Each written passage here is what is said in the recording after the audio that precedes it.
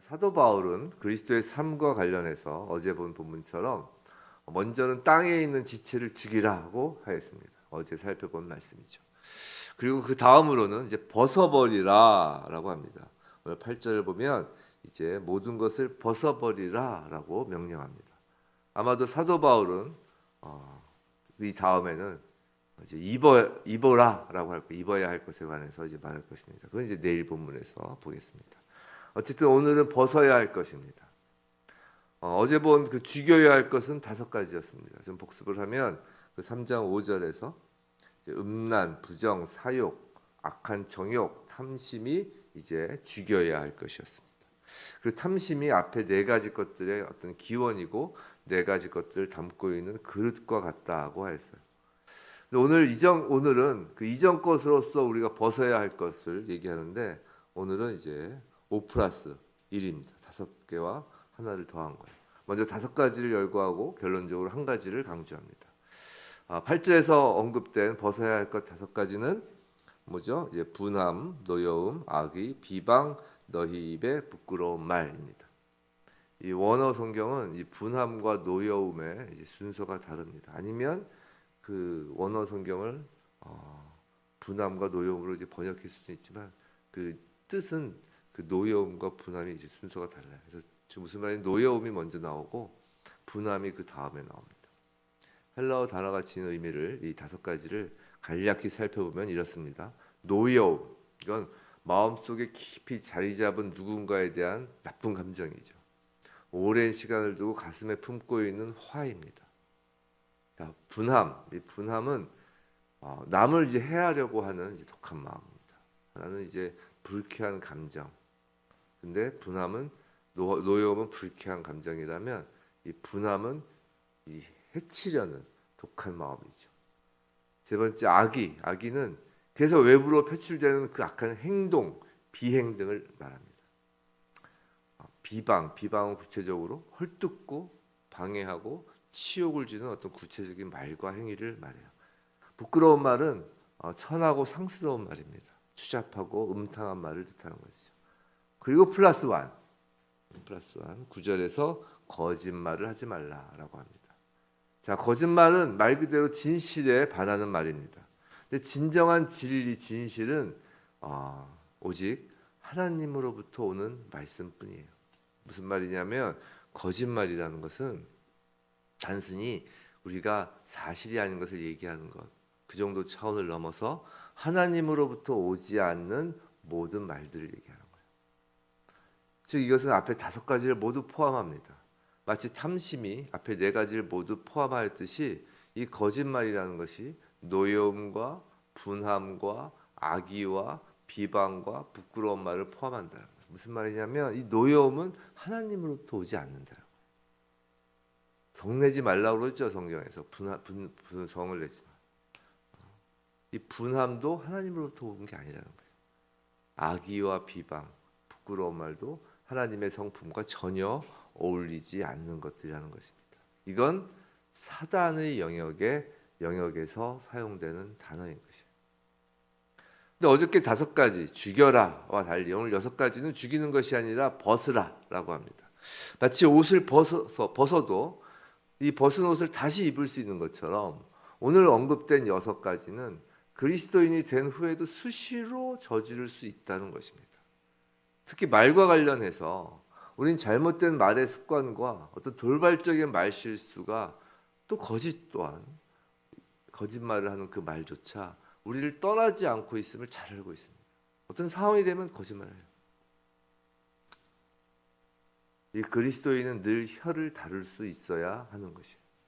그리스도인은 말을 할 때 3가지를 염두에 둬야 된다고 생각되는데 첫 번째는 그리스도인의 말은 친절해야 합니다. 모든 비방과 악의가 있는 말은 금해야 하는 것이죠.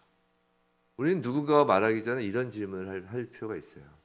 그래서 본 글인데 맞는 것 같습니다.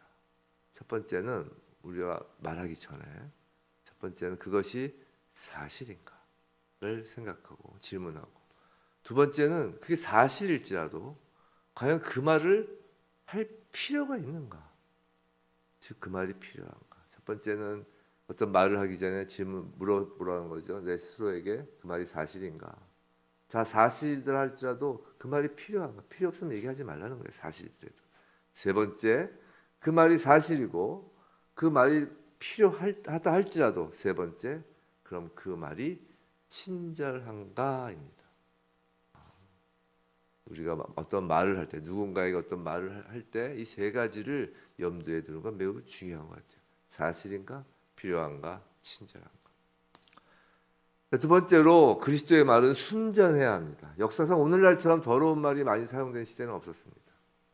그러나 현대인들은 이 더러운 말을 사용하는데 너무나 습관이 돼서 이제 자신이 더러운 말을 사용하고 있는지조차 자각하지 못하고 있을 정도이죠. 이건 비극입니다. 성도 여러분, 그리스도인은 자신의 말을 언젠가 하나님 앞에서 해명해야 한다는 것을 결코 잊어서는 안 됩니다. 자, 세 번째, 그리스도인의 말은 진실해야 합니다. 이 거짓은 의도적인 것도 있지만 생각 없이 말하는 거짓도 있습니다. 그래서 사소한 일부터 진실에서 벗어나지 않도록 주의하여야 합니다. 가벼운 거짓말이라는 것은 없다라는 것이에요. 또한 거짓말의 그 방법도 다양합니다. 단순히 말로써 거짓말하는 것뿐만이 아니라 과장된 소리, 과장된 소리 있잖아요. 또 웅변적인 화법이 거짓을 나타낼 수 있습니다. 히틀러가 얼마나 웅변을 잘했어요. 다 거짓이잖아요.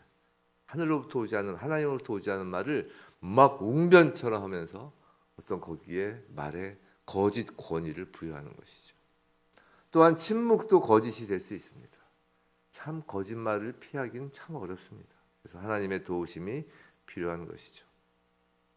자, 그런데 이 모든 것, 그 6가지 모든 것을 벗기 위해서는 어떻게 해야 될까요? 그저 금지하고 주의하는 것으로 가능할까요? 다시 말씀드리지만 기독교는 자기 수행이 아닙니다. 무건 수행을 한다고 이 거짓말이 해결되지 않는다는 것이에요. 기독교는 비움의 종교가 아니라 채움의 신앙입니다. 우린 비우는 것이 아니에요. 돛 닦듯이 계속 채우는 것입니다. 성령을 채우고 예수를 채우는 거예요. 벗는 것보다 더 중요한 것은 다시 입지 않는 것입니다. 다시 입지 않기 위해서는 어떻게 해야죠? 새로운 것을 입어야 하는 것입니다. 그래서 10절에서 새 사람을 입는 것에 대해 말씀하시죠. 10절, 새 사람을 입었으니 이는 자기를 창조하신 이의 형상을 따라 지식에까지 새롭게 하심을 입은 자니라 라고 하는 것입니다. 자, 구체적으로 이제 입을 옷들에 관해서는 이제 내일 본문에서 말씀드릴 것인데 11절 이하에서 말씀드릴 것인데 오늘은 10절에서 그 구체적으로 새롭게 입을 것들을 포괄해서 지식이라고 말씀하십니다. 여기서 말하는 지식은 하나님을 아는 지식입니다. 즉 하나님을 아는 것으로 우리의 전 인격을 덮어야 한다는 것입니다. 근데 그 지식을 안다라는 것은 10절 다시 보시면 자기를 창조하신 이의 형상을 따르는 것이라고 해요. 자, 자기를 창조하신 이의 형상, 이것이 무엇을 뜻할까요? 앞서 골로새서 1장 15절에서 이미 답을 주셨습니다. 골로새서 1장 15절 제가 읽어볼게요. 그는 보이지 아니하는 하나님의 형상이시요 모든 피조물보다 먼저 나신 이시니. 즉 하나님의 그 자기를 창조하신 이의 형상을 따라 지식, 하나님을 아는 지식이라는 것은 즉 하나님을 아는 지식은 하나님이신 예수 그리스도를 안다라는 것이에요. 아는 지식이라는 것이에요. 예수 그리스도 행하신 일과 그 일로 드러난 예수 그리스도의 성품을 아는 것입니다. 바울이 여기서 지식을 언급한 이유는 당시 자신들만이 특별한 영적 지식을 갖고 있다고 주장했던 그 영지주의자들, 거짓 교사들을 염두에 두었기 때문일 수도 있어요. 그들이 지식을 강조했거든요. 근데 그들이 주장한 지식은 거짓이었던 거예요. 거짓말이었던 것입니다. 참된 지식은 오직 예수를 아는 지식뿐입니다. 그리고 그 지식은 영지주의자들처럼 신비로운 것이 아니라 성경 말씀을 통하여 드러난 비밀이 된 것입니다. 성도 여러분, 이 성경 66권은 사람이 주인공인 책이 아닙니다. 오직 예수 그리스도가 주인공입니다. 이 모든 말씀은 예수 그리스도를 향하고 있는 것입니다. 우리에게 보내주신 성령께서 최우선적으로 하시는 일도 예수님의 그 요한복음 말씀에 따르면 예수 그리스도의 하신 일과 가르침을 기억하고 깨닫게 하는 것이 성령의 첫 번째 일입니다. 즉, 이 성경과 성령의 목적은 오직 예수입니다.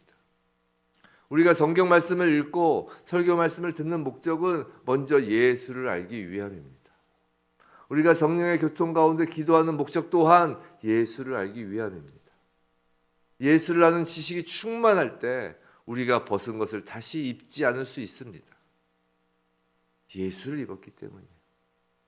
우리가 이렇게 하루의 시작을 예배로 또 말씀과 기도로 시작하는 이유는 우리의 첫 시작을 예수를 입고 시작하기 위해서인 것입니다. 하루라는 이 시간 속에서 우리가 입은 이 예수 그리스도를 벗어던지고 다시 옛 것을 입는 어리석음을 범하지 않기를 간절히 원합니다. 우리는 누구와 말하기 전에 이런 질문을 할 필요가 있습니다. 그 뭐라고 그랬죠? 이것이 사실인가? 둘째로 이것이 필요한가? 세 번째, 그 말이 친절한가? 그리고 정말 중요한 이 질문을 할 필요가 있습니다. 예수님이라면 뭐라고 말하실까? 라고 말입니다. 부디 오늘 하루의 시작을 예수 그리스도를 입고 시작한 우리 모두입니다. 이 하루 다른 옷으로 이제 갈아입는 일이 없기를, 특히 우리의 입술을 통해 살아계신 예수 그리스도가 증거되길 주님의 이름으로 축원합니다.